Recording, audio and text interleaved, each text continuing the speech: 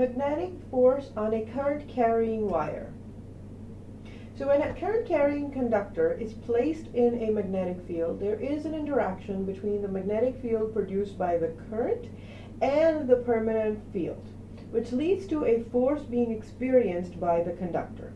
So in this picture, if you were to consider them separately, a field due to a permanent magnet given by red and field due to the current carrying wire given by green, and if you put them both together, the resulting field will be given like this in the blue, and then the force on the conductor will be given by the pink arrow here. Okay, so if you place one field into another field, the current carrying wire has a field and the magnetic field has a field, they will both interact with one another and there will be a force on the field.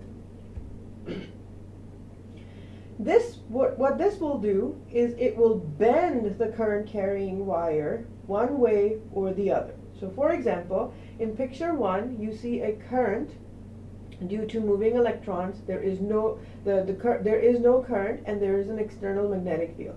If there is no current, the wire will hang completely straight and nothing will be deflected. Now, if the current is turned on and the direction of the current is upwards, then the wire will experience a force and the wire will move towards the right. If current is moving downwards, it is going to be deflected by the magnetic field and it will move towards the left. But the question is, how do we know that? And in order to know that, we have to talk about what actually is going on.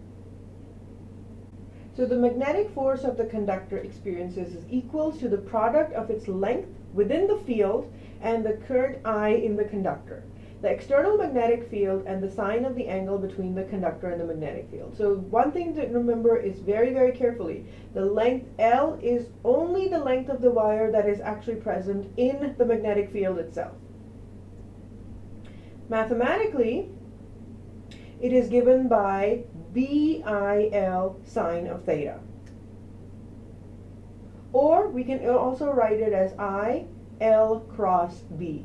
Remember, right-hand rule also in this case will hold. So if you have a magnet and the magnetic field points downwards, and if you have a current carrying wire that goes, let's say the current goes this way, then you will have, according to the page before, L cross B. So L cross B will give you a force that is pointing out of the paper. Okay? Again, it's the same phenomenon as we've been talking about. The different possible orientations of a current carrying wire could be these given below. So when L is parallel to the field, there is no effect on the field. There will be no deflection. When L is perpendicular to the field, theta is 90 degrees, sine of theta is 1, and you will get maximum force, so maximum deflection. So angle between L and B, if it has a particular angle, it will depend on the component alongside it of that, and it will be somewhere in between depending on the orientation. So problem solving techniques. If B equals 0, I in the wire is 0, wire is parallel to the B field is 0. Otherwise, find the angle between L and B when the two are drawn at the same point. The magnitude of the force will be given by BIL sine of theta, and determine the force by using right-hand rule. Example. A 125 meter long power line is horizontal and carries a current of 2,500 amps towards the south.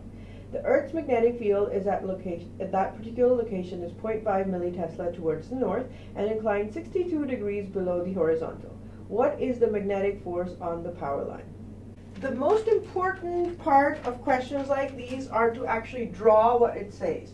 So what it's saying is that there is a power line here, and it carries a current given like this, and it says that if I consider my north, south, east, west, so I'm going to draw them like this, north, south, east, west. If I draw them like this, what I will have is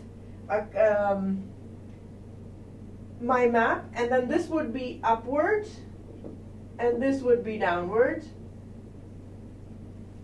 And what I do is I tend to draw birds to show upwards, and down I just draw ocean, so I know that this is going to be down.